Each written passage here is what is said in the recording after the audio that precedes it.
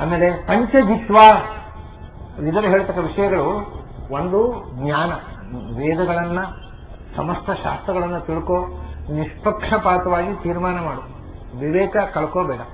ಎಲ್ಲರನ್ನೂ ನೋಡು, ಒಳ್ಳೆಯವರು ಇರ್ತಾರೆ, ಕೆಟ್ಟವರು ಇರ್ತಾರೆ, ತಟಸ್ಥರಿರ್ತಾರೆ, ಸಜ್ಜನರಿರ್ತಾರೆ, ದುರ್ಜನರಿರ್ತಾರೆ, ಸಾತ್ವಿಕರು, ರಾಜಸರು, ತಾಮಸರು, ಎಲ್ಲರನ್ನೂ ಅವರವರ ಅರ್ಹತೆಗೆ ತಕ್ಕಂತೆ ಟ್ರೀಟ್ ಮಾಡು. ಆಮೇಲೆ ಗೆಲ್ಲಬೇಕು, 5 ಗೆಲ್ಲೋದು. ಯಾವುದು 5 ಗೆಲ್ಲೋದು? ನೀನು ಪಕ್ಕದ ರಾಜ್ಯವನ್ನು ಗೆಲ್ಲೋದಲ್ಲ, ಮತ್ತೆ ನಿನ್ನನ್ನು ನೀನು ಗೆಲ್ಲುವಂತ ಇದು 5 ಅಂದ್ರೆ ನಮ್ಮ 5 ಇಂದ್ರಿಯಗಳು. ನಿನ್ನ ಕಣ್ಣು, ನಿನ್ನ ಕಿವಿ, ನಿನ್ನ ಮೂಗು, ನಿನ್ನ ಬಾಯಿ, ನಿನ್ನ ಕೈ, ನಿನ್ನ ಕಾಲು, ನಿನ್ನ ಇಂದ್ರಿಯಗಳಿದೆಲ್ಲ ಪಂಚ ಜ್ಞಾನೇಂದ್ರಿಯಗಳು, ಪಂಚಕರ್ಮೇಂದ್ರಿಯಗಳು. ನಿನ್ನ ಇಂದ್ರಿಯಗಳನ್ನು ನೀನು ಚಕ್ಷುಸ್ತೋತ್ರ ಮನೋವಾಕ್ ಪ್ರಾಣ, ನಿನ್ನ ಮನಸ್ಸನ್ನು ಗೆದ್ದಿದ್ದೀಯೋ? ನಿನ್ನ ಕಣ್ಣು, ನಿನ್ನ ಕಿವಿ ನೀನು ಹೇಳಿದಾಗ ಕೇಳುತ್ತೋ? ಇಲ್ಲ, ಕಣ್ಣು ನೋಡಬಾರದನ್ನ ನೋಡು ಅನ್ನುತ್ತೆ, ಕಿವಿ ಯಾರ್ದಾದ್ರೂ ಟೀಕೆ ಮಾಡಿದ್ರೆ ತರಳೆ ಗಿರಳೆ ಚಾಡಿ ತರಳೆ ಬೇಗ ನೆಟ್ಟಗಾಗುತ್ತೆ, ಬಾಯಿಗೆ ಆಡಬಾರದ ಮಾತನ್ನಾಡಲಿಕ್ಕೆ ಆಸೆ ಪಡುತ್ತೆ. ಹಾಗಾದರೆ ಉಪಯೋಗ ಇಲ್ಲ. ನೀನು ಇನ್ನೊಬ್ಬರನ್ನು ಗೆಲ್ಲುವುದಲ್ಲ, ಮೊದಲು ನಿನ್ನನ್ನು ಗೆಲ್ಲುವುದು. ಇದು ವಿದುರ ಹೇಳಿದ ರಾಜನಾದವ. ಮೊದಲು ನಿನ್ನ self control, have self control. ನಿನ್ನ ಇಂದ್ರಿಯಗಳನ್ನು ನೀನು 5 ಇಂದ್ರಿಯಗಳನ್ನು ನೀನು ಗೆದ್ದೆ ಅಂದರೆ ಜಗತ್ತನ್ನು ಮತ್ತೆ ಗೆಲ್ಲುವುದು, ಅದು ಸುಲಭ. ಆದರೆ ಜಗತ್ತನ್ನು ಗೆಲ್ಲಕ್ಕೆ ಹೋಗಬೇಡ, ನಿನ್ನ ಇಂದ್ರಿಯಗಳನ್ನು ಗೆಲ್ಲದೆ. ಪಂಚಜಿತ್ವ, ಆಮೇಲೆ ಷಡ್ವಿಧಿತ್ವ, 6 ಸಂಗತಿ ತಿಳ್ಕೋಬೇಕು ರಾಜನಾದವ. ಎಲ್ಲರೂ ತಿಳ್ಕೋಬೇಕು ರಾಜನಾದವ. ಅದು ಏನು ಅಂತ ನಾಳೆ ಹೇಳ್ತೇನೆ. ಬಹಳ ಅಪೂರ್ವವಾದ ಸಂಗತಿ ಅದು. ಮನುಷ್ಯ ತಿಳ್ಕೊಳ್ಬೇಕಾದಂಥದ್ದು, ಕಲಿಬೇಕಾದ್ದು. ನೀವು ಶಾಲೆ ಕಾಲೇಜುಗಳಿಗೆ ಹೋಗಿ ಒಟ್ಟು ಮನುಷ್ಯ ಜೀವನದಲ್ಲಿ ಕಲಿಬೇಕಾದ ಸಂಗತಿ 6 ಅಂತ ಹೇಳ್ತಾನೆ ಕೃಷ್ಣ ಗೀತೆಯಲ್ಲಿ. ಅದನ್ನೇನು ಹೇಳ್ತಾನೆ, 6 ವಿಷಯ ತಿಳ್ಕೊ. ಅಂದ್ರೆ ನೀನು ನಾಲೆಜಿನ ಎಲ್ಲ ಫೀಲ್ಡ್ಗಳಲ್ಲಿಯೂ ಎಕ್ಸ್ಪರ್ಟ್ ಆಗ. ಆಮೇಲೆ ರಾಜನಾದವ 7 ಬಿಡಬೇಕು. ಸಪ್ತಹಿತ್ವ ಸುಖೀ ಭವ, 7 ಬಿಡಬೇಕು. ಯಾವುದು? 7 ಚಟಗಳನ್ನೇ ಬಿಡಬೇಕು. ಮನುಷ್ಯ ಯಾವುದೇ ಚಟಕ್ಕೆ ಎಡಿಕ್ಟ್ ಆದ ಅಂತಂದ್ರೆ ಅವನು ದೇಶವನ್ನು ಆಳುವುದಕ್ಕೆ ನಾಲಾಯಕ. ಯಾಕಂದ್ರೆ ಅವನು ಚಟಕ್ಕೆ ಬಲಿಯಾಗಿ ಏನಾದ್ರು ಮಾಡ್ಯಾನು. 7 ಚಟಗಳು ಮನುಷ್ಯನನ್ನ ದಾರಿ ತಪ್ಪಿಸುವಂತಹ 7 ಚಟಗಳು. ಅದರಿಂದ ದೂರ ಇದು. ಯಾವುದು? ಮೊದಲನೇದು ಸ್ತ್ರೀಯ ಅಕ್ಷ ಮೃಗಯ ಪಾನಂ ವಾಕ್ಪಾರುಷ್ಯಂಚ ಪಂಚಮಂ ಮಹಚ್ಚ ದಂಡಪಾರುಷ್ಯಂ ಅರ್ಥಭೂಷಣಮೇವಚ. ಇದೇ 7. ಒಂದು, ಮನುಷ್ಯ ತುಂಬಾ ಕಾಮಾನುಧನಾದರೆ, ಸೆಕ್ಸಿನ ಹುಚ್ಚೆ ಆಗಿಬಿಟ್ರೆ ಅದನ್ನು ಬಹಳ ಸುಲಭದಲ್ಲಿ ಯಾರ್ಯಾರೋ ಸ್ವಾಧೀನ ಮಾಡಿಕೊಂಡು ಬಿಡ್ತಾರೆ. ನಿಮ್ಗೆ ಗೊತ್ತಿರಬಹುದು, ಬ್ರಿಟನ್ನಲ್ಲಿ ಮೊನ್ನೆ ಇತ್ತೀಚೆಗೆ ಒಂದು ಗಲಾಟೆ ಆಯಿತು. ಒಬ್ಬಳು ಹೆಣ್ಣುಮಗಳನ್ನ ಅವ್ಯವಹಾರದಲ್ಲಿ ಬಳಸಿಕೊಂಡ ಅಂತ ಒಬ್ಬ ಮಂತ್ರಿ ರಾಜೀನಾಮೆ ಕೊಡೋರು. ಇದಕ್ಕಿಂತ ಹಿಂದೆ ಒಂದು ಬಹಳ ದೊಡ್ಡ ಪ್ರಸಂಗ ನಡೆದಿತ್ತು. ಕ್ರಿಸ್ಟಿಯನ್ ಕಿಲ್ಲರ್ ಅಂತ ಒಬ್ಳು ಹೆಣ್ಮಗಳು ಇಡೀ ಬ್ರಿಟನ್ನನ್ನು ನಡಗಿಸಿಬಿಟ್ಲು. ಪ್ರೊಫ್ಯೂಮೋ ಅಂತ ಅವನು ದೇಶದ ರಕ್ಷಾ ಮಂತ್ರಿ ಆಗಿದ್ದವ. ಆ ಪ್ರೊಫ್ಯೂಮೋವನ್ನು ಇವಳು ಪಾಕೆಟ್ ಮಾಡಿಕೊಂಡು ಅವನಿಂದ ರಹಸ್ಯಗಳನ್ನೆಲ್ಲ ಅವನ ಪ್ರೀತಿಯಿಂದ ಒಲಿಸಿಕೊಂಡು ಅವನಿಂದ ದೇಶದ ರಕ್ಷಣೆಯ ರಹಸ್ಯಗಳನ್ನೆಲ್ಲ ತಗೊಂಡು ವಿದೇಶಕ್ಕೆ ಕಳಿಸಿಕೊಟ್ರು. ಇವನು ಪ್ರೊಫ್ಯೂಮ ಪಾಪ ಮರ್ಯಾದೆ ಕಳ್ಕೊಂಡು ರಾಜೀನಾಮೆ ಕೊಡಬೇಕಾಯ್ತು. ಅಂದ್ರೆ ಯಾರು ಹೆಣ್ಮರುಳನೋ ಅವನನ್ನು ಸುಲಭವಾಗಿ ಶಿಕ್ಷಾಕಿತ್ತು. ಅಂದ್ರೆ ದೇಶದ ಆಡಳಿತ ಮಾಡುವ ಹೆಣ್ಮರುಳನಾಗಬಾರದು, ಅವನು ಇಂದ್ರಿಯ ನಿಗ್ರಹ ಇರಬೇಕು, ಅವನು ಕಾಮಾಂಧನಾಗಿರಬಾರದು. ಒಂದು. ಎರಡನೇದ್ದು, ಇದರಲ್ಲಿ ದುರ್ಯೋಧನ ಇದೆಲ್ಲ ಚಟಗಳು ಇತ್ತು ಅವನಿಗೆ. ಅವನು ಮೊದಲು ಇಲ್ಲದ ಚಟ ಇಲ್ಲ ಅವನಿಗೆ. ಎರಡನೇದು ಅಕ್ಷಾಹ, ಜೂಜಾಟದಿಂದ ಏನಾಯ್ತು ಅಂದ್ರೆ ದುರ್ಯೋಧನ ಜೂಜಾಡಿಸಿ ಧರ್ಮರಾಜನನ್ನೇ ಕಾಲಿ ಕಳಿಸ್ನಲ್ಲ. ಅದನ್ನೇ ಹೇಳ್ತಾನೆ, ಜೂಜಾಡುವುದು ತಪ್ಪು. ಧರ್ಮರಾಜನಲ್ಲಿ ಅದು ಒಂದು ದೌರ್ಬಲ್ಯ ಇತ್ತು ನೋಡಿ. ಯಾರ ಜೂಜಿ ಕರೆದ್ರೆ ಅವನಾಗಿ ಜೂಜಾಡ್ತಿದ್ರು, ಯಾರ ಜೂಜಿ ಕರೆದ್ರೆ ಹೋಗ್ಬಿಡೋನು, ಒಂದು ಖುಷಿ, ಕರೆದ್ರಲ್ಲ ಆಡೋಣ ಅಂತ. ಅಲ್ಲ, ಜೂಜಾಟದಿಂದ ರಾಜ್ಯವನ್ನೇ ಕಳ್ಕೊಂಡಂತಹ ದೃಷ್ಟಾಂತಗಳು ತುಂಬಾ ಇದೆ. ಧರ್ಮರಾಜನೂ ಕಳ್ಕೊಂಡಿದೆ. ಆದ್ರಿಂದ ಜೂಜಾಟ ಅಂದ್ರೆ ನಾವು ದುಡ್ಡಿಟ್ಟು ಆಡತಕ್ಕಂಥ ಎಲ್ಲವೂ ಬಂತು. ಈ ಕ್ಲಬ್ಬಿನಲ್ಲಿ ದುಡ್ಡಿಟ್ಟು ಆಡ್ತೇವಲ್ಲ, ಅದೇ ಜೂಜಾಟ. ದುಡ್ಡು ಕಳ್ಕೊಳ್ಳೋದು ಅಷ್ಟೇ. ದುಡ್ಡಿಡೋದು ಆಡೋದು, ಕಾರ್ಡ್ಸು, ಪ್ಲೇಯಿಂಗ್ ಕಾರ್ಡ್ಸ್, ಅದು ಆ ದುಡ್ಡಿಟ್ಟು ಆಡುವಂತಹದ್ದೆಲ್ಲವೂ ಜೂಜೆ. ಅದು ದುಡ್ಡು ಕಳ್ಕೊಳ್ಳೋದೇ ಹೆಚ್ಚು. ಆಮೇಲೆ ಮೃಗಯ, ಬೇಟೆ ಅನ್ನುವುದು ಚಟ ಆದರೆ ಪ್ರಾಣಿಗಳನ್ನು ಕೊಲ್ಲುವುದೇ ಒಂದು ರಕ್ತ ಪಿಪಾಸೆ ಒಂದು ಚಟವಾಗಿಬಿಡುತ್ತೆ. ಮೃಗಯ ಬೇಟೆಯನ್ನು ಚಟವಾಗಿ ಮಾಡ್ಕೋಬೇಡ. ಪಾನಂ, ಕುಡಿಯೋ ಚಟ ಇರಬಾರ್ದು ರಾಜಕಾರಣಿಗಳಿಗೆ ಮತ್ತು ರಾಜರುಗಳಿಗೆ ಅಂತ. ಇದು ಬಿಡಬೇಕಾದ ನಾವು ಕುಡಿಯೋದು ಅಂದ್ರೆ ಏನು ಕುಡಿಯೋದು? ಯಾವುದು ಅಲ್ಲಿ ಏನಿದೆ ಕುಡಿಯೋದು ಅಂತ ಹೇಳ್ತಾನೆ. ನಾವು ಹಾಗೆ ಹೇಳೋದು, ಏನು ಕಂಡಾಬಟ್ಟೆ ಕುಡಿತಾನೆ. ಅರೆ, ನೀರು ಕುಡಿದ್ರೆ ಹಾಲು ಕುಡಿದ್ರೆ ಬರ್ತೇನೋ ಕಂಡಾಬಟ್ಟೆ. ಅದಲ್ಲ, ಕುಡಿಯೋದು ಅನ್ನೋದಕ್ಕೆ ಒಂದು ಬೇರೆ ಅರ್ಥ ಇದೆ. ಯಾವುದು ಕುಡಿದರೆ ಅವನಿಗೆ ರಸ್ತೆ ಯಾವುದು, ಪಕ್ಕದ ತೋಡಿ ಯಾವುದು ಅಂತ ಗೊತ್ತಾಗುವುದಿಲ್ಲವೋ, ಯಾವುದು ಕುಡಿದರೆ ಎಡಗಾಲಿ ಯಾವುದು ಬಲಗಾಲಿ ಯಾವುದು ಅಂತ ಗೊತ್ತಾಗುವುದಿಲ್ಲವೋ, ಯಾವುದು ಕುಡಿದರೆ ಎಡಗಾಲಿನ ಚಪ್ಪಲಿ ಯಾವುದು ಬಲಗಾಲಿನ ಚಪ್ಪಲಿ ಯಾವುದು ಅಂತ ಗೊತ್ತಾಗುವುದಿಲ್ಲವೋ, ಯಾವುದನ್ನು ಕುಡಿದ್ರೆ ನಮ್ಮ ಮನೆ ಯಾವುದು ಪಕ್ಕದ ಮನೆ ಯಾವುದು ಅಂತ ಗೊತ್ತಾಗುವುದಿಲ್ಲವೋ, ಯಾವುದನ್ನು ಕುಡಿದ್ರೆ ನಮ್ಮ ಮನೆಯವರು ಯಾರು ಪಕ್ಕದ ಮನೆಯವರು ಯಾರು ಅಂತ ಗೊತ್ತಾಗುವುದಿಲ್ಲವೋ, ಅದು ಕುಡಿಬಾರದು ಅಂತ ಹೇಳುತ್ತೆ. ಅದಕ್ಕೆ ಅಲ್ಲ ಪಾನಂ ತಂದು ಸ್ತ್ರೀಯೋಕ್ಷ ಮೃಗಯ ಪಾನಂ. ಇದು ರಾಜನಾದವ ಬಿಡಬೇಕಾದ 5ನೇ ದುರ್ಗುಣ, ಸ್ತ್ರೀಯೋ ಅಕ್ಷ ಮೃಗಯ ಪಾನಂನ. ಆಮೇಲೆ ವಾಕ್ಪಾರುಷ್ಯಂಚ ಪಂಚಮಂ, 5ನೇ ದೋಷ ಯಾವುದು ಗೊತ್ತುಂಟ? ಮನುಷ್ಯನಿಗೆ ಅಧಿಕಾರ ಮತ್ತು ಸಂಪತ್ತು ಬಂದ ಕೂಡಲೇ ಇನ್ನೊಬ್ಬನನ್ನ ಇನ್ಸಲ್ಟಿಂಗ್ ಆಗಿ ಮಾತನಾಡುವ ಅಭ್ಯಾಸ ಬೆಳೀತಾನೆ. ಸಸಾರ ಪರವಾಗಿಲ್ಲ, ಇಲ್ಲದಿದ್ರೆ ನಮ್ ಗಂಟೆಯನ್ನು ಹೋಗುದು, ಅಪ್ಪ ಇಲ್ಲಿ ಬರ್ತೀಯಾ ಅಂತ ಕೇಳಿದ್ರು, ಪರವಾಗಿಲ್ಲ, ಅದೇನದು ಸ್ವರ ಬೇರೆ ಅವರು ಕುತ್ತಿಗೆ ನಾಳ ಎಲ್ಲ ಹೊರಗೆ ಬರೋದು, ದುಡ್ಡು ಜಾಸ್ತಿ ಆಗಿ. ಅದು ಅಧಿಕಾರದ ಮದದಿಂದ ಇನ್ನೊಬ್ಬರನ್ನ ಸಸಾರ ಮಾಡಿ ಮಾತಾಡೋ ಬುದ್ಧಿ ಬರ್ತದೆ. ಅದು ಇರಬಾರದು. ಎಂಥ ಉನ್ನತ ಸ್ಥಿತಿಯಲ್ಲಿರಲಿ, ಯಾವ ದೊಡ್ಡ ಅಧಿಕಾರದಲ್ಲಿರಲಿ, ಯಾರನ್ನೂ ಪ್ರೀತಿಯಿಂದ ಮಾತಾಡಿಸೋ ಅಭ್ಯಾಸ ಮಾಡಿ. ಅದು ವಾಕ್ಪಾರುಷ್ಯ.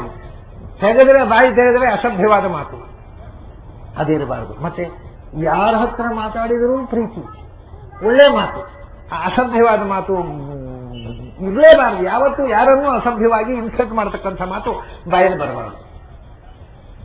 ಅದು ಕಾರಣ ಮನುಷ್ಯನಲ್ಲಿ ಈಗೋ ಜಾಸ್ತಿ ಆದಾಗ ಇವೆಲ್ಲ ಬರ್ತಾನೆ. ಈಗೋ ಜಾಸ್ತಿ ಆದಾಗ ಇನ್ನೊಬ್ಬರನ್ನ ಇನ್ಸಲ್ಟ್ ಮಾಡುವ ಬುದ್ಧಿ ಜಾಸ್ತಿ ಆಗುತ್ತೆ. ಅಂತಾನೆ ವಾಕ್ಪಾರು ಮಹಾ ದೊಡ್ಡ ದೋಷ. ಅದು ಯಾವತ್ತೂ ನೀನು ಕೆಟ್ಟ ಮಾತನ್ನು ಇನ್ನೊಬ್ಬರ ಬಗ್ಗೆ ಆಡಬೇಡ. ಏನ್ ಮಾತಾಡ್ತೀಯಾದ್ರೂ ಇನ್ನೊಬ್ಬರನ್ನ ಪ್ರೀತಿಯಿಂದ, ಅಪ್ಪ ಮಗು ಈ ಕೆಲಸದವಳೇ ಇರ್ಬೋದು, ಬರೋ ಇಲ್ಲಿ ಅಂತ ಯಾಕೆ ಹೇಳ್ಬೇಕಪ್ಪ, ಮಗು ಇದು ಬರ್ತೀಯಾ ಒಂಚೂರು ಅಂತ ಕರೆದ್ರೆ ಸಂತೋಷ ಬರುತ್ತೆ. ಅದು ಬರೋಲ್ಲಿ ಇದ್ರೆ ನಡ್ಕೊಂಡು ಬರುತ್ತೆ. ಅಲ್ಲಪ್ಪ ಸ್ವಲ್ಪ ಇಲ್ಲಿ ಬರ್ತೀಯಾ ಅಂದ್ರೆ ಸಂತೋಷ ಬರುತ್ತೆ. ಅಷ್ಟೇ ವ್ಯತ್ಯಾಸ. ಏನೋ ಕೆಲಸದವರು ಅಂದ್ರೆ ನಮ್ಮೆದುರು ಕಥಕಥ ನಡುಗ್ತಾ ಇರಬೇಕು, ಸಲಿಗೆ ಕೊಡಬಾರದು. ಇದೆಲ್ಲ ನಮ್ಮ ಅಹಂಕಾರಗಳು. ತಿಂದದ್ದು ಜಾಸ್ತಿಯಾಗಿ ಕಿಸಿ ಭಾರ ಜಾಸ್ತಿಯಾಗಿ ಬರೋ ಬುದ್ಧಿಗಳು. ನಮ್ಮ ಮಕ್ಕಳಿಗೆ ಹಾಗೆ ಮಾತಾಡ್ತೇವೆ ನಾವು? ಇಲ್ಲ, ಪ್ರೀತಿಯಿಂದ ಮಾತಾಡ್ತೇವೆ. ಮತ್ತೆ ಇನ್ನು ಅದು ನಮ್ಮ ಮಕ್ಕಳಲ್ಲ, ಇನ್ಯಾರದು ಪರಕೀಯರದ್ದು, ಕೆಲಸಕ್ಕೆ ಬಂದ ಮಗು. ಅದಲ್ಲ, ಎಲ್ಲರನ್ನು ಪ್ರೀತಿಯಿಂದ ಆತ್ಮೀಯತೆಯಿಂದ ಮಾತಾಡಿಸು. ಅಧಿಕಾರ ಬಂತು ಅಂತ ಮಾತಿನಲ್ಲಿ ಕ್ರೂಯಲ್ಟಿ ಬರಬಾರದು. ಅದು 5ನೇದು ವಾಕ್ಪಾರುಷ್ಯಂ ಮಹತ್ಯ ದಂಡಪಾರುಷ್ಯಂ ಅರ್ಥದೂಷಂ. 6ನೇದ್ದು ದೋಷ ಅಧಿಕಾರ ಸಿಕ್ಕಿತು ಅಂತ ಯಾರ್ಯಾರ ಮೇಲೆ ಏನೇನು ಸೇಡು ತೀರಿಸ್ಕೋಬೇಡ. ಅವರು ನಮಗೆ ಇಲೆಕ್ಷನ್ ನಲ್ಲಿ ಹೆಲ್ಪ್ ಮಾಡಲಿಲ್ಲ, ಮಾಡಿ ಅವರನ್ನು ಅರೆಸ್ಟ್ ಒಳಗೆ ಹಾಕ್ಬೇಡಿ, ಇರಲಿ, ನಮ್ಮ ಅಧಿಕಾರ ಇರುವ ಪನಿಷ್ಮೆಂಟ್ ಕೊಟ್ಟದ್ದು ಅಂತ ಹಾಗೆ ಮಾಡಬೇಡ. ನಿನಗೆ ಅಧಿಕಾರ ಬಂತು ಅಂತ ಯಾವತ್ತೂ ನೀನು ಅವನ ಮೇಲೆ ಇನ್ನೊಬ್ಬರ ಮೇಲೆ ಶಿಕ್ಷೆ ಕೊಡುವ ಹಕ್ಕನ್ನು ಚಲಾಯಿಸಬೇಡ ನಿರಪರಾಧಿಗಳ ಮೇಲೆ. ಕೊನೆಯದ್ದು ಅರ್ಥದೂಷಣ. ಕೈಯಲ್ಲಿ ದುಡ್ಡು ಬಂದಾಗ ಅದನ್ನು ಹೇಗೆ ಖರ್ಚು ಮಾಡೋದು ಗೊತ್ತಾಗುದಿಲ್ಲ. ದುಂದು ವೆಚ್ಚ ಮಾಡ್ತೇವೆ. ಏನು ಬೇಕಾಗಿ ಸ್ವಚ್ಛಂದವಾಗಿ ಒಂದಿಷ್ಟು ಕ್ಲಬ್ಗೆ, ಆಮೇಲೆ ಲಾಟ್ರಿ ಟಿಕೆಟ್, ಯಾವ್ದಕ್ಕೆ ಬೇಕಾದ ಖರ್ಚು. ದುಡ್ಡು ಗಾಳಿ. ಒಬ್ಬರು ಶ್ರೀಮಂತರಿದ್ರು, ಕೋಟಿಗಟ್ಟಲೆ ರೂಪಾಯಿ ಇತ್ತು ಅವ್ರ ತಂದೆ ಮಾಡಿದ್ರು, ಕೋಟಿಗಟ್ಟಲೆ ಆಯ್ತು. ಕಡೆಗೆ ಏನಾಯ್ತು ಅಂದ್ರೆ ಇವರಿಗೆ ತಂದೆ ತೀರ್ಕೊಂಡ್ರು. ತಂದೆ ತೀರೋ ತನಕ ಮನೇಲಿ ಇತ್ತದು ದುಡ್ಡು, ಏನು ಹೋಗ್ಲಿಕ್ಕೆ ಬಿಡಲಿಲ್ಲ ತಂದೆ. ಮಕ್ಕಳು ಏನ್ ಮಾಡಿದ್ರು, ಕುದುರೆ ಬಾಲ ಕಟ್ಟಲಿಕ್ಕೆ ಮಾಡಿದ್ರು. ದಿವಸಕ್ಕೆ 25 ಲಕ್ಷ 30 ಲಕ್ಷ ಕುದುರೆ ಕಟ್ಟಿದ್ರು, ಹೋಯ್ತು. ಕೋಟಿಗಟ್ಟಲೆ ಇದ್ದದ್ದು 1 ತಿಂಗಳಲ್ಲಿ ಹೋಯ್ತು. ಆಮೇಲೆ ಮತ್ತೆ ಈಗ ಕೋಟಿಗಟ್ಟಲೆ ಬ್ಯಾಂಕಿನಲ್ಲಿ ಸಾಲ ಇದೆ. ಅಂದ್ರೆ ಅರ್ಥದೂಷ ಅಂತ. ದುಡ್ಡು ಯಾವತ್ತೂ ಕೂಡ ಕೆಟ್ಟ ರೀತಿಯಲ್ಲಿ ದುಡ್ಡನ್ನು ವಿನಿಯೋಗ ಮಾಡೋರು, ದುಡ್ಡನ್ನು ದುರುಪಯೋಗ ಮಾಡೋರ ಹತ್ರ ದುಡ್ಡು ನಿಲ್ಲೋಲ್ಲ.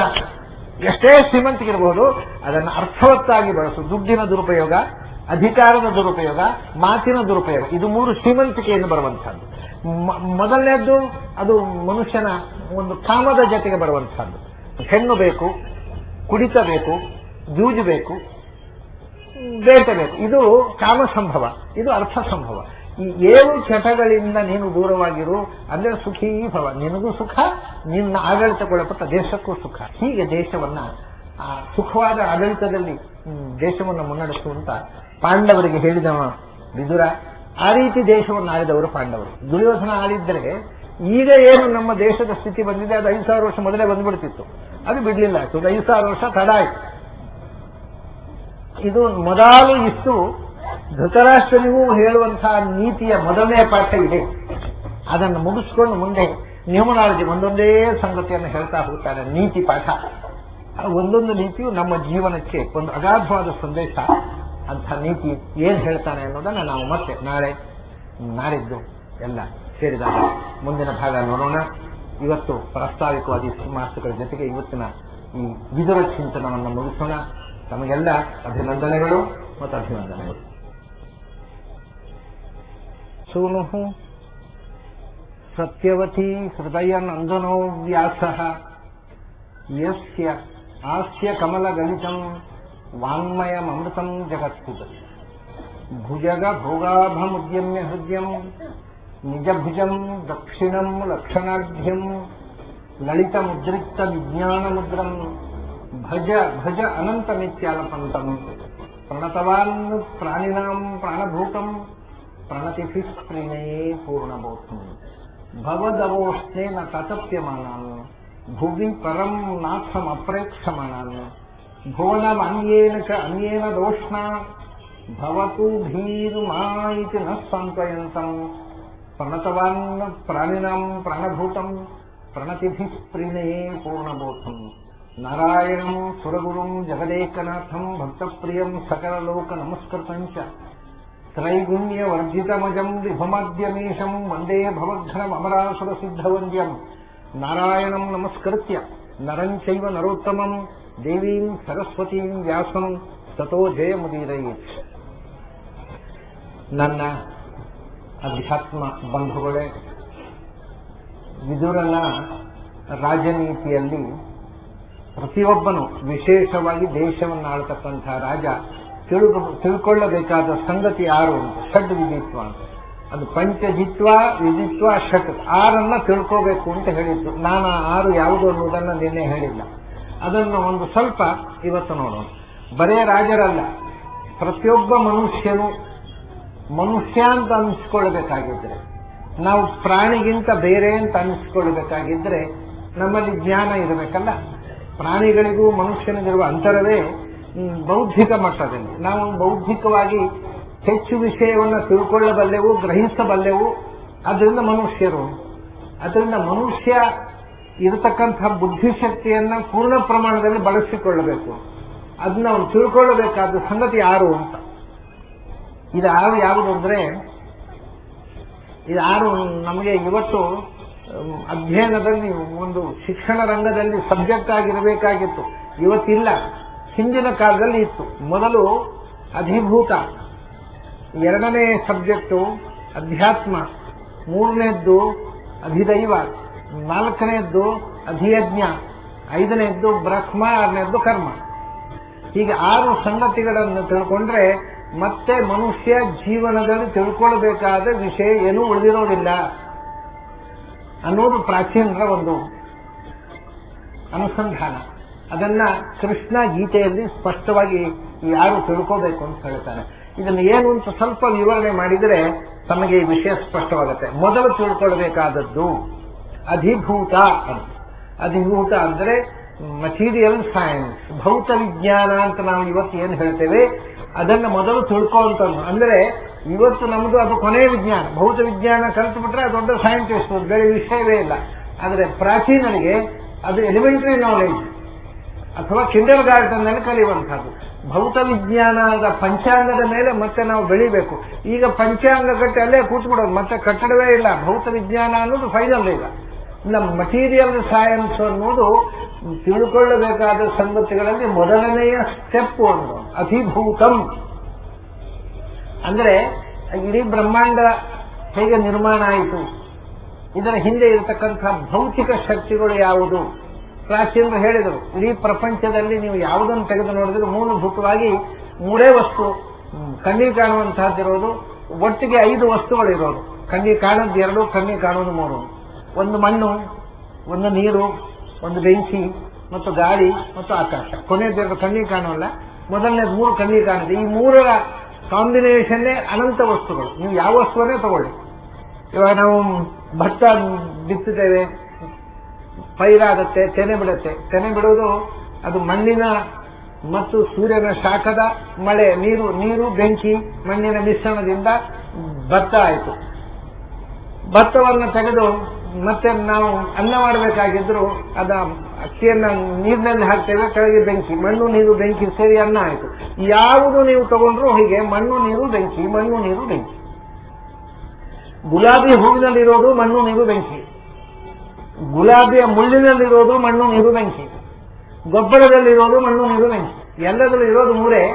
ಒಂದು ಕಂಪು, ಒಂದು ವಾಸನೆ, ಒಂದು ಮುಳ್ಳು, ಒಂದು ಬಹಳ ಮೃದು ಕೋಮಲ, ಎಲ್ಲ ಆ ರೇಷಿಯೋ, ಆ ಮಿಶ್ರಣದ ವ್ಯತ್ಯಾಸದಿಂದ ಈ ಮೂರೇ ವಸ್ತು ಮೂರು ನೂರಾಗಿ, 100,000ವಾಗಿ, 1,000 ಲಕ್ಷವಾಗಿ, ಲಕ್ಷ ಅನಂತವಾಗಿ ರೂಪುವುದು.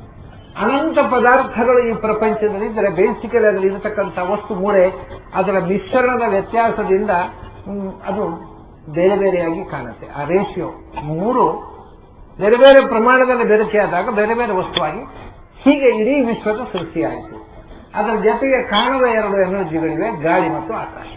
ಇದಿಷ್ಟು ಪ್ರಪಂಚ ಅಂತಂದ್ರೆ ಇದು ಸ್ಥೂಲವಾಗಿ ನಾನು ಇದು ಭೂತ ತಿಳ್ಕೊಳ್ಳೋದು, ಅಧಿಭೂತ ತಿಳ್ಕೊಳ್ಳೋದು ಅಂದ್ರೆ ಈ ಪ್ರಪಂಚದ ಹಿಂದೆ 5 ವಿಧವಾದ ಭೂತಗಳು, 5 ಎಲಿಮೆಂಟ್ಸ್, ಅವುಗಳಿಂದ ಈ ಪ್ರಪಂಚ ಸೃಷ್ಟಿಯಾಗಿದೆ.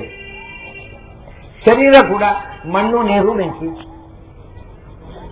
ಆಮೇಲೆ ಗಾಳಿ, ಆಕಾಶ. ಈ ಶರೀರದಲ್ಲಿ ಕಾಣತಕ್ಕಂಥ ಈ ದೇಹ ಉಂಟಲ್ಲ, ಸ್ಥೂಲವಾದ ಶರೀರ, ಅದು ಮಣ್ಣು ಮತ್ತು ನೀರಿನ ಕಾಂಬಿನೇಷನ್. ಬರೇ ಅನ್ನಮಯ ಕೋಶ ಅಂತ, ಮಣ್ಣು ಮತ್ತು ನೀರು. ಆಮೇಲೆ ಒಳಗಿನಿಂದ ಬರೇ ಮಣ್ಣು ನೀರು ಅಂದ್ರೆ ಅಂಗಡಿಯಿಂದ ಮಾಡೋ ಬೊಂಬೆಗೂ ಇದೆ, ಅದು ಮಣ್ಣನ್ನು ನೀರಿನಲ್ಲಿ ಕಲಸಿ ಬೊಂಬೆ ಮಾಡಿರ್ತಾರೆ. ಅದೇ ಮಣ್ಣು ಮತ್ತು ನೀರು, ಅನ್ನಮಯ ಶರೀರ ಅಂಗಡಿಯಲ್ಲಿ ಮಾಡುವ ಬೊಂಬೆಗಳಿಗೂ ಇದೆ. ನಮಗೊಂದು ವಿಶೇಷ ಏನು ಅಂದ್ರೆ, ಅದ ಮಣ್ಣು ನೀರು ಆದ್ಮೇಲೆ ಬೆಂಕಿ, ಒಳಗಿನ ಟೆಂಪರೇಚರ್ ಇದೆ. ಅಷ್ಟೇ ಅಲ್ಲ, ನಾವು ಉಂಡದ್ದನ್ನ ಪಚನ ಮಾಡತಕ್ಕಂಥ ಒಳಗಿಂದ ಒಂದು ಅಗ್ನಿ ಇದೆ. ಈ ಬೆಂಕಿಯ ಕೆಲಸ ನಡೀತಾ ಇರೋದ್ರಿಂದ ಬದುಕು ನಡೆದಿದೆ. ಬರೇ ಮಣ್ಣು ನೀರಲ್ಲ, ಅದೇ ಬೆಂಕಿ ಮತ್ತು ಗಾಳಿ, ಒಳಗಿನಿಂದ ಗಾಳಿ ಸಂಚಾರ ಆಗ್ತಾ ಇದೆ, ಉಸಿರಾಡ್ತಾ ಇದ್ದೇವೆ. ಆ ಗಾಳಿ ಉಸಿರಾಡ್ಲಿಕ್ಕೆ ಒಳಗಿನಿಂದ ಸ್ಪೇಸ್ ಇದೆ, ಗಾಳಿ, ಆಕಾಶ, ವಾಯು, ಆಕಾಶ. ಹೀಗೆ ಬೆಂಕಿ, ವಾಯು, ಆಕಾಶ ಈ ಮೂರು ಇರೋದ್ರಿಂದ ಇದು ಉಸಿರಾಟ ನಡೆದಿದೆ, ಪ್ರಾಣ ಇದೆ ಇದಕ್ಕೆ. ಬರೇ ಮಣ್ಣು ನೀರಿನಿಂದ ಅದು ಬರೇ ದೇಹ, ಅದರ ಒಳಗೆ ಪ್ರಾಣ ಸಂಚಾರಕ್ಕೆ ಬೆಂಕಿ, ಗಾಳಿ, ಆಕಾಶ, ಇದು ಪ್ರಾಣಮಯ ಕೋಶ. ಈ ಪಂಚಭೂತಗಳಿಂದಲೇ ಈ ದೇಹ ಆಗಿದೆ, ಮಣ್ಣು, ನೀರು, ಬೆಂಕಿ, ಗಾಳಿ, ಆಕಾಶ. ಅದನ್ನೇ ಅವರು ಹೇಳೋದು, ಈ ದೇಹ ಅಂದ್ರೆ ಏನು ಅನ್ನೋದನ್ನ, ಈ ಪಿಂಡಾಂಡ ಮತ್ತು ಬ್ರಹ್ಮಾಂಡ ಇದರ ಭೌತಿಕವಾದ ಅಸ್ತಿತ್ವ ಏನು, ಯಾವ ಭೂತಗಳಿಂದ ಏನೇನು ವಸ್ತು ನಿರ್ಮಾಣ ಆಗಿದೆ ಅದನ್ನ ಮೊದಲು ತಿಳ್ಕೋ. ಇದೇ ಭೌತ ವಿಜ್ಞಾನ ಅಂತ ಇವತ್ತು ನಾವು ಏನು ಶಾಲೆಯಲ್ಲಿ ಮಕ್ಕಳಿಗೆ ಹೇಳಿಕೊಡ್ತೇವೆ, ಅದನ್ನ ಮೊದಲು ಪ್ರಾಚೀನರು ಹೇಳಿಕೊಡ್ತಿದ್ದಾರೆ. ಅದು ಗೊತ್ತಿಲ್ಲದೇನು ವೇದಾಂತಕ್ಕೆ ಹೋದದ್ದಲ್ಲ. ಆದ್ರೆ ಅವರು ಅದನ್ನ ಇನಿಷಿಯಲ್ ಸಬ್ಜೆಕ್ಟ್ ಅಂತ ತಗೊಂಡಿದ್ರು, ಅದೇ ಕೊನೆಯ ಸಬ್ಜೆಕ್ಟ್ ಅಲ್ಲ. ಈಗ ಶುರುವಾಗುವುದಲ್ಲೇ ಮುಗಿಯುವುದಲ್ಲೇ, ಅದರ ಆಚೆಗೆ ಹೋಗೋದೇ ಇಲ್ಲ ನಮ್ಮ ಕಾಲೇಜುಗಳು, ಯೂನಿವರ್ಸಿಟಿಗಳು. ಅದರ ಆಚೆಗೆ ಸಬ್ಜೆಕ್ಟೇ ಇಲ್ಲ. ಕೊನೆಗೆ ಅವನ ಮಟೀರಿಯಲ್ ಸೈನ್ಸ್ನಲ್ಲೇ ಪೋಸ್ಟ್ ಗ್ರಾಜ್ಯುಯೇಷನ್, ಆಮೇಲೆ ಏನಿದ್ರು ಅದೇ ಸಾಯೋ ತನಕ ಬರೇ ಮಟೀರಿಯಲ್ ಸೈನ್ಸ್, ಅದರ ಆಚೆಗೆ ಹೋಗೋದಿಲ್ಲ. ಹಾಗಾಗಿ ನಮ್ಮ ಶಿಕ್ಷಣ ಪದ್ಧತಿಯೇ ಒಂದು ದರಿದ್ರ ಶಿಕ್ಷಣ ಪದ್ಧತಿ. ಅದು ನಮ್ಮನ್ನ ಮತ್ತಷ್ಟು ಬಾಲಿಶವಾಗಿ ಒಂದು ಹಂತದಲ್ಲಿ ನಿಲ್ಲಿಸಿಬಿಡುವ, ಅದಕ್ಕಿಂತ ಎತ್ತರಕ್ಕೆ ಕೊಂಡೊಯ್ಯೋದ ಶಿಕ್ಷಣ ಪದ್ಧತಿ. ನಿಜವಾಗಿ ಅದು ಒಂದು ಸ್ಟೇಜ್, ಅಧಿಭೂತ ವಿಜ್ಞಾನ ತಿಳ್ಕೊಳ್ಬೇಕಾದ ಒಂದು ಸಬ್ಜೆಕ್ಟ್. ಇನ್ನು 5 ತಿಳ್ಕೊಳ್ಳದೆ ಇದ್ರೆ ಏನು ಕಾಲೇಜು, ಏನು ಶಿಕ್ಷಣ ಆಯ್ತು. ಮತ್ತೇನು ತಿಳ್ಕೋಬೇಕು? ಅದು ಅಧಿಭೂತ ಆದ್ಮೇಲೆ ಅಧ್ಯಾತ್ಮ, ಅಧಿದೈವ ತಿಳ್ಕೋಬೇಕು, ಅಧ್ಯಾತ್ಮ ತಿಳ್ಕೋಬೇಕು ಅಂತ. ಅಧ್ಯಾತ್ಮ ಅಂದ್ರೆ ಈ ಶರೀರ ಅಷ್ಟೇಯೋ, ಅದರೊಳಗೆ ಒಂದು ಜೀವ ಅನ್ನೋದಿದೆಯೋ, ಚೈತನ್ಯ, ಒಂದು ಜೀವ ಅನ್ನೋದಿದೆಯೋ ಅನ್ನೋ ತಿಳ್ಕೊಳ್ಳೋದೇ ಅಧ್ಯಾತ್ಮ. ಅಧ್ಯಾತ್ಮ ಅಂತ ಅನ್ನುವಲ್ಲಿ ಅನೇಕ ಅರ್ಥ ಇದೆ. ಒಂದು ಮುಖ ಆತ್ಮ ಅಂದ್ರೆ ಜೀವ, ಸ್ವಭಾವ ಅಧ್ಯಾತ್ಮ ಮುಖ್ಯತೆ. ಪ್ರತಿಯೊಂದು ದೇಹದ ಒಳಗೂ ಒಂದು ಜೀವ ಇದೆ. ಆ ಜೀವ ಸುಖ ದುಃಖಗಳನ್ನು ಅನುಭವಿಸ್ತಾ ಇದೆ. ಅದು ತುಡಿತದಿಂದ ಕೂಡಿದೆ. ಅದು ಸುಖವನ್ನು ಬಯಸುತ್ತೆ, ದುಃಖವನ್ನು ಬೇಡ ಅನ್ನತ್ತೆ, ಯಾವುದು ಕೆಲವನ್ನು ಬಯಸುತ್ತೆ, ಯಾವುದು ಕೆಲವನ್ನು ಬೇಡ ಅನ್ನತ್ತೆ. ಈ ಒಟ್ಟು ಬದುಕನ್ನ ಎಕ್ಸ್ಪೀರಿಯನ್ಸ್ ಮಾಡ್ತಕ್ಕದ್ದು ಈ ದೇಹ ಅಲ್ಲ. ದೇಹದೊಳಗೆ ಒಂದು ಸೋಲ್ ಇದೆ, ಆತ್ಮ, ಇದನ್ನು ಎಕ್ಸ್ಪೀರಿಯನ್ಸ್ ಮಾಡುತ್ತೆ ಅಂತ ತಿಳಿಯೋದು ಅದು 2ನೇ ಸ್ಟೇಜ್, ಆತ್ಮವಿಜ್ಞಾನ. ಅದನ್ನೇ ಅಧ್ಯಾತ್ಮ. ಇದು ಭೂತ ವಿಜ್ಞಾನ. ಭೂತ ವಿಜ್ಞಾನ ಆದ್ಮೇಲೆ ಅದು ಜೀವ ವಿಜ್ಞಾನ ಅಂತ ಕರೀತಾರೆ. ಜೀವದ ಅರಿವಿನ ಒಂದು ಸ್ತರ. ಯಾಕೆ ಜೀವವನ್ನು ಒಪ್ಪಬೇಕು? ಈ ಭೂತ ವಿಜ್ಞಾನದಿಂದಲೇ ಜಗತ್ತು ನಡೀತಾ ಇದೆ. ಮಣ್ಣು, ನೀರು, ಬೆಂಕಿ ಒಟ್ಟಾಯಿತು, ವಿಶ್ವ ಸೃಷ್ಟಿಯಾಯಿತು. ಅದೇ ರೀತಿ ಒಂದು ರೀತಿಯ ಸಂಯೋಜನೆಯಿಂದ ದೇಹ ಸೃಷ್ಟಿಯಾಯಿತು, ಅದರೊಳಗೆ ಚೈತನ್ಯ ಸೃಷ್ಟಿಯಾಯಿತು. ಜೀವ ಅಂತ ಒಂದು ಇಲ್ಲೇ ಇಲ್ಲ. ಎಲ್ಲವೂ ಈ ಪಂಚಭೂತಗಳ ಪ್ರಪಂಚದ ಒಂದು ಲೀಲೆ. ಯಾವುದೋ ಒಂದು ವಿಶಿಷ್ಟವಾದ ಸಂಯೋಜನೆಯಲ್ಲಿ ಚೈತನ್ಯ, ವಿಚಾರ ಮಾಡುವ ಶಕ್ತಿ, ಯೋಚನೆ ಬಂದುಬಿಡುತ್ತೆ. ಅದರಿಂದ ಜೀವ ಅಂತಂದು ಯಾಕೆ ಒಪ್ಪಬೇಕು?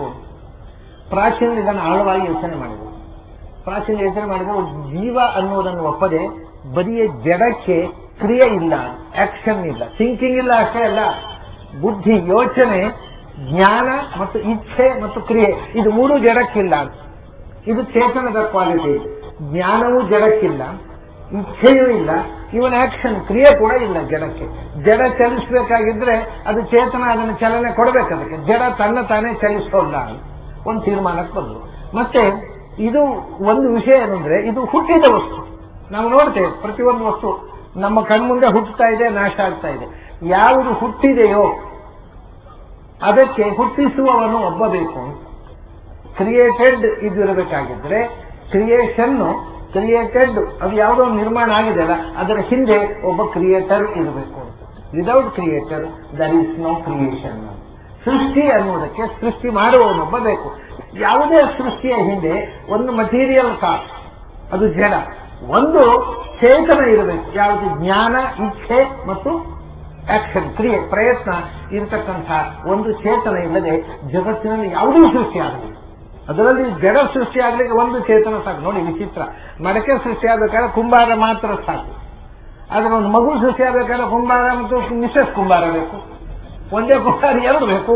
ಇಬ್ಬರು ಎರಡೂ ಜೀವಗಳಿಲ್ಲದೆ ಒಂದು ಜೀವ ಸೃಷ್ಟಿ ಆಗುವುದಿಲ್ಲ. ಆದರೆ ಜಡ ಒಂದು ಜೀವದಿಂದ ಒಂದು ಜಡ ಸೃಷ್ಟಿ ಆಗುತ್ತೆ. ಆದರೆ ಒಂದು ಜೀವ ಸೃಷ್ಟಿಯಲ್ಲಿ ಎರಡು ಜೀವ ಬೇಕು. ಹೀಗೆ ಸೃಷ್ಟಿಯ ಹಿಂದೆ ಒಂದು ಚೈತನ್ಯ ಇದೆ ಅನ್ನೋ ತೀರ್ಮಾನಕ್ಕೆ ಬಂದು ಬರ್ತೀನಿ. ಇದೇ ಅಧ್ಯಾತ್ಮ ವಿಜ್ಞಾನ. ಜಡ, ಮಣ್ಣು, ನೀರು, ಬೆಂಕಿ ಅದರ ಕಾಂಬಿನೇಷನ್ನೇ ಪ್ರಪಂಚ ಅಲ್ಲ. ಅದರ ಹಿಂದೆ ಅದನ್ನು ಅನುಭವಿಸುವ ಎಕ್ಸ್ಪೀರಿಯನ್ಸರ್ ಒಬ್ಬ ಬೇಕು. ಸುಖ ದುಃಖಗಳನ್ನು ಅನುಭವಿಸುವುದು, ಈ ದೇಹವೇ ಸುಖ ದುಃಖವನ್ನು ಅನುಭವಿಸುವುದಲ್ಲ. ಮನಸ್ಸು ಅಂತ ಕೆಲವರು ಹೇಳಬಹುದು, ಅದು ಬಂತು. ಅಧ್ಯಾತ್ಮ ಅನ್ನೋದಕ್ಕೆ ಸಂಸ್ಥೆಯಲ್ಲಿ ಅದು ಆತ್ಮ ಅಂದ್ರೆ ದೇಹ ಅಲ್ಲ, ಅದರ ಆಚೆಗೆ ಏನೋ ಒಂದಿದೆ. ಆತ್ಮ ಅಂದ್ರೆ ಮನಸ್ಸು ಅಲ್ಲ. ಯಾಕೆಂದ್ರೆ ಮನಸ್ಸು ಅನ್ನೋದು it is just like A computer, it's an instrument. ಮನಸ್ಸಿನಿಂದ ತಿಳಿಯೋದು, ಮನಸ್ಸು ತಿಳಿಯೋದಲ್ಲ. ಹಾಗಾದ್ರೆ ಮನಸ್ಸಿನಿಂದ ತಿಳಿಯೋನು ಯಾರು? ಅದೊಂದು ಕಂಪ್ಯೂಟರ್. ಆ ಕಂಪ್ಯೂಟರ್ನಿಂದ ಸಾಫ್ಟ್ವೇರ್, ಅದರಿಂದ ನೀವು ರಿಸಲ್ಟ್ ಪಡೆಯೋನು ಯಾರು? ಅದು that is soul, that is self, ಅದು ಆತ್ಮ. ಹೀಗೆ ಇದನ್ನು ವಿಶ್ಲೇಷಣೆ ಮಾಡಿಕೊಂಡು ಆತ್ಮ ಅನ್ನೋದು ಜಡಕ್ಕಿಂತ ಬೇರೆ ಆದದ್ದು ಒಂದಿದೆ. ಈ ದೇಹ ನಡೆಯೋದು, ಯೋಚಿಸೋದು, ಮಾತಾಡೋದು, ಮಾಡಬೇಕಾದ್ದನ್ನು ಮಾಡೋದು, ಮಾಡಬಾರದ್ದನ್ನು ಮಾಡೋದು ಎಲ್ಲ ಅದೊಂದು ಒಳಗೆ ಇರೋದ್ರಿಂದ ಇರುವುದೇ ಬೆಂದಿರುತ್ತೆ ಶವ ಅಂತ. ಹೀಗೆ ಅಧಿಭೂತ ಇಡೀ ಪ್ರಪಂಚದ ಭೌತಿಕ ಪ್ರಪಂಚದ ಅದ್ಭುತವನ್ನು ಮೊದಲು ಅಧ್ಯಯನ ಮಾಡು. ಅದರ ನಂತರ ಆ ಭೌತಿಕ ಪ್ರಪಂಚಕ್ಕಿಂತಲೂ ವಿಸ್ಮಯದ ಇನ್ನೊಂದು ಅಧ್ಯಾತ್ಮ ಪ್ರಪಂಚ ಇದೆ, ಜೀವ ವಿಜ್ಞಾನ. ಅದನ್ನು ಅರ್ಥ ಮಾಡಿಕೋ. ಯಾಕೆಂದ್ರೆ ಜಡ ಎಷ್ಟು, ಅದಕ್ಕಿಂತ ಹೆಚ್ಚು ಜೀವಗಳು. ಎಷ್ಟು ಜೀವಗಳು? ಒಂದೊಂದು ದೇಹದೊಳಗೂ ಒಬ್ಬೊಬ್ಬ ಜೀವ. ಬರೇ ಮನುಷ್ಯ ದೇಹದೊಳಗಲ್ಲ, ಪ್ರಾಣಿಗಳ ದೇಹದ ಒಳಗೂ, ಹುಳ ಹುಪ್ಪಟಗಳ ಒಳಗೂ ಒಂದು ಜೀವ ಇದೆ. ಬರೇ ಮನುಷ್ಯ ಹುಳ ಹುಪ್ಪಟಗಳನ್ನಲ್ಲ, ಮರಗಳ ಒಳಗೂ ಜೀವ ಇದೆ. Plants have life. ಇದನ್ನ ಜಗದೀಶ್ ಚಂದ್ರ ಬೋಸ್ ಮೊದಲು ಹೇಳಿದ್ದಲ್ಲ, ಭಾರತೀಯ ತತ್ವಶಾಸ್ತ್ರ ಮೊದಲು ಹೇಳಿದ್ದು. ಮರಗಳಿಗೂ ಕೂಡ ಪ್ಲಾಂಟ್ಸ್ ಹ್ಯಾವ್ ಲೈಫ್, ಅದರ ಒಂದು ಜೀವ ಇದೆ. ಹಾಗಾದ್ರೆ ಎಷ್ಟು ಜೀವಗಳು, ಅದರ ಬಗ್ಗೆ ತಿಳಿಯುವುದು ಅಂದ್ರೆ ಒಂದು ಅದ್ಭುತ ಪ್ರಪಂಚ. ಒಬ್ಬ ಜೀವ ಇದ್ದಾಗ ಒಬ್ಬ ಇಲ್ಲ. ಇನ್ನೊಂದು ವಿಷಯ ಅಂತಂದ್ರು, ಪ್ರಪಂಚದಲ್ಲಿ ಯಾವುದೇ ಎರಡು ವಸ್ತು ಒಂದೇ ಥರದ್ದಿಲ್ಲ. No two things are equal. ಅದು ಜಡ ಇರಬಹುದು, ಚೇತನ ಇರಬಹುದು. ಒಂದು ಪರಮಾಣುವಿನಂತೆ ಇನ್ನೊಂದು ಪರಮಾಣು ಇಲ್ಲ. ದೊಡ್ಡದು ವಸ್ತು ಬಿಡಿ, ಒಂದು ಪರಮಾಣುವಿನಂತೆ ಒಂದು ಪರಮಾಣು ಇಲ್ಲ. ಪರಮಾಣುವಿನೊಳಗೆ ಎಲೆಕ್ಟ್ರಾನು, ನ್ಯೂಟ್ರಾನು, ಪ್ರೋಟಾನು, ಇನ್ನೂ ಏನೋ ಫೋಟಾನು, ಸುಮಾರು ಸಬ್ ಆಟಮ್ಸ್ ಇವೆ ಅಂತ ಹೇಳ್ತಾರೆ. ಒಂದು ಇಲೆಕ್ಟ್ರಾನ್ ಅಂತೆ ಇನ್ನೊಂದು ಎಲೆಕ್ಟ್ರಾನ್ ಇಲ್ಲ, ಒಂದು ನ್ಯೂಟ್ರಾನ್ ಅಂತೆ. ಎಷ್ಟು ವಿಚಿತ್ರ ನೋಡಿ ಸೃಷ್ಟಿ. ಯಾವುದು ಒಂದರಂತೆ ಒಂದಿಲ್ಲ, ಅನಂತ ಇವೆ, ಒಂದರಂತೆ ಒಂದು ಯಾವುದೂ ಇಲ್ಲ. ಹಾಗೆಯೇ ಇಲ್ಲಿ ಕೂಡ ಒಬ್ಬ ಮನುಷ್ಯನಂತೆ ಒಬ್ಬ ಇಲ್ಲ. ಸ್ವಭಾವಗಳು ಒಬ್ಬ ಮನುಷ್ಯನ ಸ್ವಭಾವದಂತೆ 100% ಟ್ಯಾಲಿ ಅದು ಇನ್ನೊಬ್ಬ ಮನುಷ್ಯನ ಸ್ವಭಾವ ಇಲ್ಲ. ಪ್ರತಿಯೊಬ್ಬರ ಸ್ವಭಾವವೂ ಬೇರೆ ಬೇರೆ. ಕೊನೆಗೆ ಫ್ರೆಂಡ್ಸು ನಾವೆಲ್ಲ ಬಹಳ ಲೈಕ್, ನಾವಿಬ್ಬರು ಒಂಥರ ಒಂದೇ ಥರ ಯೋಚನೆ ಮಾಡುವವರು, ಪ್ಯಾರಲಲ್ ಥಿಂಕರ್ಸ್ ಅಷ್ಟೇ. ಪ್ಯಾರಲಲ್, ಸೇಮ್, ಈಕ್ವಲ್ ಅಲ್ಲ. ಸುಮಾರು ನಾವು ಒಂದೇ ರೀತಿ ಯೋಚನೆ ಮಾಡುವವರು. ಅಂದ್ರೆ 50%ಗಿಂತ ಹೆಚ್ಚು ಅಭಿಪ್ರಾಯ ಸಾಮ್ಯ ಇದ್ರೆ ಅವ್ರು ಪ್ಯಾರಲಲ್ ಥಿಂಕರ್ಸ್ ಅಂತ. ನಾವಿಬ್ಬರು ಚಿಕ್ಕ ಫ್ರೆಂಡ್ಸು ಅಂತ. ಆಮೇಲೆ ಡಿಫರೆನ್ಸ್ ಇದ್ದೇ ಇರುತ್ತೆ. ಈವನ್ ಬಹಳ ಅನ್ಯೋನ್ಯವಾಗಿದ್ದಾರೆ ಗಂಡ ಹೆಂಡತಿ ಅಂತ. ಅನ್ಯೋನ್ಯ ಅಂದ್ರೆ ಮನೇಲಿ ಹೋಗಿ ನೋಡ್ಬೇಕು, ಅದು ಹೊರಗಿಂದ ನೋಡ್ಲಿಕ್ಕೆ ಮಾತ್ರ. ಅಲ್ಲಿಯೂ ಡಿಫರೆನ್ಸ್ ಆಫ್ ಒಪಿನಿಯನ್ ಇರುತ್ತೆ. 100ಕ್ಕೆ 100ರಷ್ಟು ಅನ್ಯೋನ್ಯವಾಗಿರ್ತಕ್ಕಂಥ ಎರಡು ಜೀವಗಳೇ ಇಲ್ಲ. ಅದು ಅಡ್ಜಸ್ಟ್ಮೆಂಟ್ ಅಷ್ಟೇ, ಸ್ವಲ್ಪ ಮಟ್ಟಿಗೆ. ಅದೇ ಹೆಚ್ಚು 50%ಗಿಂತ ಹೆಚ್ಚು ಅನ್ಯೋನ್ಯವಾಗಿದ್ದರೆ ಅದು ಪುಣ್ಯದ ದಾಂಪತ್ಯ ಅಷ್ಟೇ. ಹೀಗೆ ಎರಡು ಜೀವಗಳು ಒಂದೇ ಥರದ್ದಿಲ್ಲ, ಎರಡು ಜೀವಗಳ ಒಂದೇ ಥರದ ಸ್ವಭಾವ ಇಲ್ಲ. ಎಷ್ಟು ಸ್ವಭಾವಗಳು, ಎಷ್ಟು ಜೀವಗಳು, ಇದರ ಅಧ್ಯಯನವೇ ಒಂದು ವಿಸ್ಮಯ. ಇದು ಎರಡನೇ ಸ್ಟೇಜ್. ಅದು ಪ್ರಪಂಚ ಜಡಕ್ಕೆ ಸ್ವಭಾವ, ಅದಕ್ಕೆ ಇಂಥ ಸ್ವಭಾವ ಇಂಥ ಬುದ್ಧಿ ಇದ್ದಿ ಏನೂ ಇಲ್ಲ. ಜಡಕ್ಕೆ ಒಂದು ಲಿಮಿಟೆಡ್ ಆದ ಕೆಪಾಸಿಟಿ. ಅದನ್ನು ತಿಳ್ಕೊಂಡ ಮೇಲೆ ಹ್ಯೂಮನ್ ನೇಚರ್ ಅದನ್ನು ತಿಳಿಯೋದು ಅದ್ಭುತ. ಮನುಷ್ಯ ಸ್ವಭಾವವನ್ನು ತಿಳ್ಕೊಳ್ಳೋದು ಬಹಳ ಅದ್ಭುತ. ಯಾಕೆಂದ್ರೆ ಒಂದು ಸ್ವಭಾವ ತಿಳ್ಕೊಂಡ್ರೆ ನಮ್ಗೆ ಏನೂ ತಿಳಿಯೋಲ್ಲ. ಅನಂತ ಜೀವರು, ಅನಂತ ಬಗೆಯ ಸ್ವಭಾವಗಳು, ಅವು ಒಂದರಂತೆ ಒಂದಿಲ್ಲ. ಅಲ್ಲಿ ಕೆಲವು ಒಳ್ಳೆಯತನ, ಕೆಟ್ಟತನ ಎಲ್ಲದಲ್ಲಿಯೂ ಪರಾಕಾಷ್ಠೆ. ಕೆಲವು ಒಳ್ಳೆಯತನದಲ್ಲಿ ಪರಾಕಾಷ್ಠೆ, ಕೆಲವು ಕೆಟ್ಟತನದಲ್ಲಿ ಪರಾಕಾಷ್ಠೆ. ಹೀಗೆ ಆ ಜೀವದ ಬಗೆಗೆ ಅಧ್ಯಯನವೇ ಒಂದು ಪ್ರಪಂಚ. ಅದೊಂದು ವಿಸ್ಮಯದ ಪ್ರಪಂಚ. ಸಾಮಾನ್ಯವಾಗಿ ಜಡದಲ್ಲಿ ಇರದೇ ಇರತಕ್ಕಂಥ ಒಂದು ಮುಖ್ಯ ಕ್ವಾಲಿಟಿ ಯಾವುದು ಗೊತ್ತುಂಟ ಜೀವದಲ್ಲಿ? ಈಗೋ, ನಾನು ಅನ್ನೋ ಅಹಂಕಾರ. ಈ ಅಹಂಕಾರದ ಜೊತೆಗೆ ಅದು ಮನುಷ್ಯನ ಎಲ್ಲಾ ಅಧಃಪತನಗಳಿಗೆ ಕಾರಣ ಅದು. ಆದರೆ ಯಾವತ್ತೂ ಮನುಷ್ಯ ಅದನ್ನು ಬಿಡಲಿಕ್ಕೆ ಇದೆ. ನಾನು ಅನ್ನುವ ಇಗೋದಿಂದಾಗಿ ಅವನ ಜೀವನದ ಎಲ್ಲ ಸಮಸ್ಯೆಗಳು ಅದರಿಂದ. ಇನ್ನೊಬ್ಬರು ಅವನನ್ನು ನೋಡಿ ನಗೆಪಾಟ್ಲಾಗುವುದು ಅವನ ಇಗೋದಿಂದ. ಯಾರಾದ್ರೂ ಇಗೋದಿಂದ ಮಾತಾಡಿಬಿಟ್ರೆ ಉಳಿದವ್ರು ನಗುತ್ತಾರೆ. ಅವನಿಗೆ ಬಾರಿ ತಲೆಗೇರಿ ಹೋಗಿದೆ, ತಾನು ಯಾರು ಅಂತ ಅವನಿಗೆ ಗೊತ್ತಿಲ್ಲ ಅಂತ ಆಚೆ ಹೋದ ಮೇಲೆ ಹೇಳ್ತಾರೆ. ಇದೆಲ್ಲ ಇದ್ದು ಕೂಡ ನಾವು ಇಗೋವನ್ನು ಬಿಟ್ಟು ಬದುಕಲಿಕ್ಕೆ ಆಗ್ತಾ ಇಲ್ಲ. ಹೀಗೆ ಈ ಆತ್ಮದ ವಿಜ್ಞಾನ, ಜೀವ ವಿಜ್ಞಾನ ಅನ್ನೋದು ಒಂದು ವಿಸ್ಮಯದ ಪ್ರಪಂಚ. ಒಳ ಹೋಗ್ಬಿಟ್ಟು ಅಧ್ಯಾತ್ಮ ಆಯಿತು, ಅಲ್ಲಿಗೆ ಮುಗಿಲಿಲ್ಲ ಅವರು. ಹಾಗಾದರೆ ಒಂದು ದೇಹ ಇದೆ, ಒಳಗಿಂದ ಜೀವ ಇದೆ. ಅದು ಈ ಪಂಚಭೂತಗಳಿಂದ ಕಣ್ಣಿನಿಂದ ರೂಪವನ್ನು ನೋಡುತ್ತೆ, ಕಿವಿಯಿಂದ ಶಬ್ದವನ್ನು ಕೇಳುತ್ತೆ, ಮೂಗಿನಿಂದ ಗಂಧವನ್ನು ಮೂಸುತ್ತೆ, ಬಾಯಿಯಿಂದ ರಸವನ್ನ, ನಾಲಿಗೆಯಿಂದ ರುಚಿ ನೋಡುತ್ತೆ, ಸ್ಪರ್ಶ ಕೈಯಿಂದ ಸ್ವಗಲಿನಿಂದ ಸ್ಪರ್ಶ ಮಾಡುತ್ತೆ. ಆಗೋಯ್ತು ಪ್ರಪಂಚಕ್ಕೆ ಇನ್ನೇನು ಬೇಕು? ಆಯ್ತಲ್ಲ ವಿಷಯ. ಎರಡು ಸಬ್ಜೆಕ್ಟ್, ಒಂದು ಮೊದಲನೇದ್ದು ಮಟೀರಿಯಲ್ ಸೈನ್ಸ್, ಭೌತ ವಿಜ್ಞಾನ, ಎರಡನೇದು ಜೀವ ವಿಜ್ಞಾನ. ಆಮೇಲೆ ಇನ್ನೇನಿದೆ ಅಂದ್ರೆ ಇಲ್ಲ ಒದಿದ ಇವ ಅಂತ ಒಂದಿದೆ ಅಂದ್ರು. ಏನು ಅಂದ್ರೆ ಒಂದು ತಮಾಷೆ. ಈಗ ನಾವು ಕಣ್ಣಿನಿಂದ ಒಂದು ವಸ್ತುವನ್ನು ನೋಡ್ತೇವೆ, ಕಿವಿಯಿಂದ ಶಬ್ದವನ್ನು ಕೇಳ್ತೇವೆ. ಇದು ಹೇಗೆ? ಯಾರು ನೋಡುವುದು? ನಾನು ಅಲ್ವಾ? ಕಣ್ಣಿನಿಂದ ನೋಡುವುದು ಪ್ರತಿಯೊಬ್ಬ. ನಾನು ನನ್ನ ಕಣ್ಣಿನಿಂದ ನೋಡುವುದು. ಹೌದಾ? ನನ್ನ ಕಣ್ಣು ನಾನು ನೋಡುವುದು, ನನ್ನ ಕಿವಿ ನಾನು ಕೇಳುವುದು. ಹಾಗಾದ್ರೆ ಕಣ್ಣಿಗೆ ನಾನು ಒಡೆಯ, ಐ ಆಮ್ ದ ಓನರ್, ನಾನು ಅದರ ಓನರ್. ನನ್ನ ಕಿವಿಗೆ ನಾನು ಓನರ್ ಅಲ್ವಾ? 5% ಅದು ನನ್ನ ಒಡೆತನದಲ್ಲಿ ಇದೆ ಅಂತ. ನನ್ನ ಕಣ್ಣು ನಾನು ಹೇಳಿದ ಹಾಗೆ ಯಾಕೆ ಹೇಳೋಲ್ಲ? ನನ್ನ ಕಿವಿ ನಾನು ಹೇಳಿದ ಹಾಗೆ ಯಾಕೆ ಹೇಳೋಲ್ಲ? ನನ್ನ ಮನಸ್ಸು ನಾನು ಹೇಳಿದಾಗ ಯಾಕೆ ಹೇಳೋಲ್ಲ? ಇದು ಯೋಚನೆ ಮಾಡಿ. ನನ್ನ ಮನಸ್ಸು ಅಂತೇವೆ, ನಾವು ಹೇಳಿದಾಗ ಹೇಳೋಲ್ಲ. ಅದು ನೀವು ಕೆಟ್ಟದ್ದನ್ನು ಯೋಚಿಸಬೇಡ ಅಂತ ಹೇಳಿದ್ರೆ ಬಿಡುವಾದ್ದನ್ನೇ ಯೋಚಿಸುತ್ತೆ. ಅದು ಒಳ್ಳೆಯದನ್ನು ಯೋಚನೆ ಮಾಡುವಂದ್ರೆ ಮಾಡುವುದೇ ಇಲ್ಲ. ಅದನ್ನ ಇನ್ನೊಬ್ಬರಿಗೆ ಸಾಲ ಕೊಟ್ಟದ್ದನ್ನ ಮರೆತು ಬಿಡೋದನ್ನ ನೆನಪಿಟ್ಟುಕೊಳ್ಳುತ್ತೆ, ಇನ್ನೊಬ್ಬರಿಂದ ಸಾಲ ತಗೊಂಡದ್ದನ್ನ ಬೇಗ ಮರೆತು ಬಿಡುತ್ತೆ. ಅದೆಲ್ಲ ನೆನಪಿಟ್ಟುಕೊಳ್ಳ, ಅದೆಲ್ಲ ಯಾಕೆ ನಾವು ಹೇಳಿದಾಗ ಯಾಕೆ ಕೇಳೋಲ್ಲ ನಮ್ಮ ಮನಸ್ಸು? If I possess it, if I am the owner, ನನ್ನ ಮನಸ್ಸು, ನನ್ನ ಕಣ್ಣು, ನನ್ನ ಕಿವಿ ಯಾವುದು ನಾನು ಹೇಳಿದ ಹಾಗಿಲ್ಲ. ಅದಕ್ಕೆ ಹಾಗಾದರೆ ಅದು ಒಂದು, ಅವೆಲ್ಲ ಜಸ್ಟ್ ಲೈಕ್ ಕಂಪ್ಯೂಟರ್ಸ್, ಹೌದಾ? ಅವು ಯಂತ್ರಗಳು. ಆ ಯಂತ್ರಗಳು ಇಲ್ಲಿ ಕೆಲಸ ಮಾಡ್ತಾ ಇವೆ, ನಾನು ಹೇಳಿದ ಹಾಗೆ ಕೆಲಸ ಮಾಡ್ತಾ ಇಲ್ಲ. Somebody else is operating it. ನಾನಲ್ಲ, ನನ್ನ ಸ್ವಾಧೀನವಾಗಿಲ್ಲ, ಇನ್ಯಾವುದೋ ಅದನ್ನು ಆಪರೇಟ್ ಮಾಡ್ತಾ ಇದೆ. ಅದೇನು? ಇದರ ಬಗ್ಗೆ ಚರ್ಚೆ ಮಾಡಿ. ಅಲ್ಲ, ಆತ್ಮಕ್ಕೆ ಇದರ ಮೇಲೆ ಪೂರ್ತಿ ಸ್ವಾಧೀನ ಇಲ್ಲ. ಅವನಿಗೆ ಈ ಸ್ವತ್ತುಗಳು ಅವನ ಕೈಲಿವೆ, ಅವನು ಉಪಯೋಗಿಸ್ತಾ ಇದ್ದಾನೆ ಅಷ್ಟೇ. ಅವನು ಎಲ್ಲಿಂದ ಬಂತು? ನಾನು ಅಂಗಡಿಯಿಂದ ಪರ್ಚೇಸ್ ಮಾಡಿ ತಂದು ನನಗೆ ಬೇಕಾದ ಕಣ್ಣು ಸೆಲೆಕ್ಟ್ ಮಾಡಿ ಅಲ್ಲ. ನನ್ನ ಕಣ್ಣಿದೆ ಅಂತ ಗೊತ್ತೇ ಇಲ್ಲ. ನಾನು ಹುಟ್ಟಿದ ಮೇಲೆ ಕಣ್ಣು ಕರೆದ್ರೆ ಕಣ್ಣಿದೆ ಅಂತ ಗೊತ್ತಾಯ್ತು ಅಷ್ಟೇ. ಕಣ್ಣು ಕೊಟ್ಟವನು ಯಾರು? ಕಣ್ಣಿನ ಮುಂದೆ ರೂಪ ಇಟ್ಟವನು ಯಾರು? ಎರಡೂ ನಂದಲ್ಲ. ಇದು ಏನು ಕಥೆ ಅಂತ ಹಿಂದೆ ಸೀರಿಯಸ್. ಕೇನೇಷಿತಂ ಪತತಿ ಪ್ರೇಷಿತಂ ಮನಃ. ಇದು ದೊಡ್ಡ ಪ್ರಶ್ನೆ ಆದವ್ರಿಗೆ. ಈ ಮನಸ್ಸು ಇದನ್ನು ಯಾರು ನಿಯಂತ್ರಿಸುವವರು? ನನ್ನ ನಿಯಂತ್ರಣದಲ್ಲಿಲ್ಲ. ಈ ಕಣ್ಣು, ಈ ಕಿವಿ ಕೊಟ್ಟವನು ಯಾರು? ಅದಕ್ಕೆ ಈ ಶಬ್ದ ಕೊಟ್ಟವನು ಯಾರು? ಕಣ್ಣು ಕೊಟ್ಟವನು ಯಾರು? ಕಣ್ಣಿನ ಮುಂದೆ ರೂಪ ಇಟ್ಟವನು ಯಾರು? ಕಣ್ಣು ಕೆಟ್ಟರೆ ನಮಗೆ ರಿಪೇರ್ ಮಾಡ್ಲಿಕ್ಕೆ ಬರುತ್ತಾ? ಬರೋಲ್ಲ. ಡಾಕ್ಟರ್ ಹತ್ರ ಹೋಗ್ತೇವೆ, ಕ್ಯಾಟ್ರಾಕ್ಟ್ ಆದ್ರೆ ಆಪರೇಷನ್ ಮಾಡ್ತಾರೆ. ಇಲ್ಲ ಇದ್ರೆ ನರ್ವಸ್ ಡೆಬಿಲಿಟಿ, ಏನು ಮಾಡ್ಲಿಕ್ಕೆ ಬರೋಲ್ಲಪ್ಪ, ದೇವರ ಹತ್ರ ಪ್ರಾರ್ಥನೆ ಮಾಡುವಂತಾರೆ. ನರ್ವಸ್ ಕಣ್ಣು ರಿಪೇರಿ ಮಾಡ್ಲಿಕ್ಕೆ. ಇದು ಎಂಥದ್ದು ಕಥೆ ಅಂತ ನಮ್ಮ ಅಧೀನ ಇಲ್ಲ, ನಮ್ಮ ಹತ್ತಿರ ಇದೆ. ಅದು ಯಾರು ಅದನ್ನು ನಿಯಂತ್ರಿಸುವುದು? ಇದರ ಮೇಲೆ ಒಂದು ದೊಡ್ಡ ಚಿಂತನೆ, ತಪಸ್ಸು ಮಾಡಿದರು ಪ್ರಾಚೀನರು. ಅದಕ್ಕೆ ಉತ್ತರವಾಗಿ ಅಧಿದೈವ ವಿಜ್ಞಾನ ಹುಟ್ಟಿಕೊಂಡಿತು.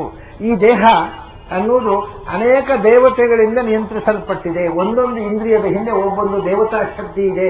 ಅವರು ಅದನ್ನು ನಿಯಂತ್ರಣ ಮಾಡ್ತಾ ಇದ್ದಾರೆ. ಕಣ್ಣು ಯಾವುದು? ಕಣ್ಣು, ಈ ಕಣ್ಣು ಆಕಾಶದ ಕಣ್ಣಿಗೂ ಸಂಬಂಧ. ಆಕಾಶದ ಕಣ್ಣು ಅಂದ್ರೆ ಸೂರ್ಯನಿಗೂ ಕಣ್ಣಿಗೂ ಸಂಬಂಧ. ಯಾಕೆಂದ್ರೆ ಒಂದು ವಸ್ತುವಿನ ಜ್ಞಾನ ಬರಬೇಕಾದ್ರೆ ಕಣ್ಣಿದ್ರೆ ಸಾಲದು, ಬೆಳಕಿರಬೇಕು. ಸೂರ್ಯ ಇದ್ರೆ, ಆಮೇಲೆ ಸೂರ್ಯ ಮುಳುಗಿದ್ರೆ ಈ ಕಣ್ಣು ಮುಚ್ಚಿಕೊಳ್ಳುತ್ತೆ, ಸೂರ್ಯ ಮೂಡಿದಾಗ ಈ ಕಣ್ಣು ತೆರೆಕೊಳ್ಳುತ್ತೆ. ಈಗಿನವರಿಗೆ ಸೂರ್ಯ ಮೂಡಿದ್ಮೇಲೂ ಮತ್ತು 2-3 ಗಂಟೆ ಮುಚ್ಚಿಕೊಂಡಿರುತ್ತೆ. 10 ಗಂಟೆ ಆದ್ರೂ ಎಚ್ಚರ ಆಗೋದಿಲ್ಲ ಅವುಗಳಿಗೆ, ಪ್ರಾಣಿಗಳಿಗೆ. ಅದು ಬೇರೆ.